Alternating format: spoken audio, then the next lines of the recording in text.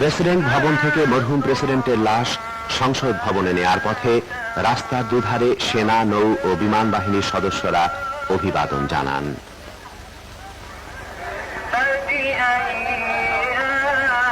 সংসদ ভবনে প্রেসিডেন্ট জিয়ার লাশ রাষ্ট্রীয় মর্যাদায় রাখা হয়। প্রিয় নেতার প্রতি আন্তরিক শ্রদ্ধা জানানোর জন্য, তার লাশের কাছে একবার আসার জন্য সর্বস্তরের লক্ষ লক্ষ মানুষ ছুটে আসে সংসদ ভবনে।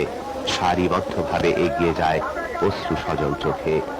ফুল নিয়ে, মালা নিয়ে, এসেছে কান্না ভেজা মনের আকুতি নিয়ে।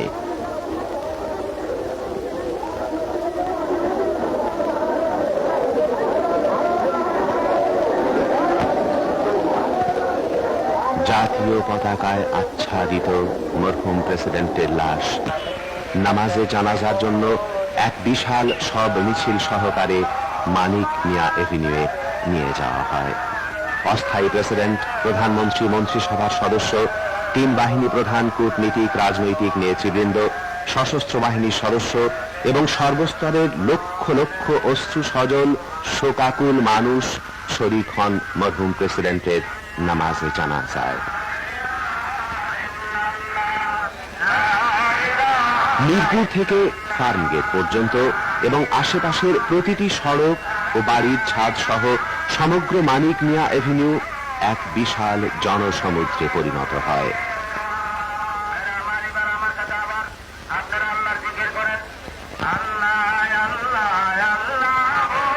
রাজধানী ঢাকা নগরী জানাজার দিনে জনসমুদ্রের বাঁধ ভাঙা যে মহাপ্লাবন দেখেছে, এ জাতির ইতিহাসে তার কোনো নজির নেই। দুপুর 12টায় নামাজে জানাজা অনুষ্ঠিত হয়।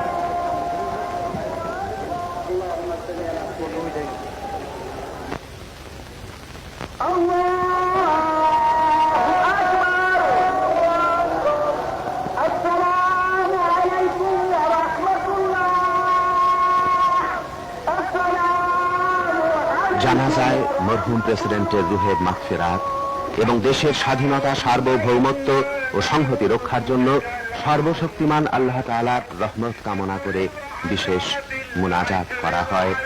কান্না জড়িত কণ্ঠে আকুতি জানায় মানুষ আল্লাহ তাআলার দরবারে। আল্লাহুম্মা আনতাল মালিক ওয়া আনতা আলা কুল্লি শাইইন কাদির। নামাজে জানাজার পর সশস্ত্র বাহিনীর ইউনিট জাতীয় পতাকা ও ফুলে ফুলে আচ্ছাদিত প্রেসিডেন্ট জিয়ার লাশ একটি কামানবাহী শকটে নিয়ে নতুন সংসদ ভবনের দিকে এগুতে থাকে।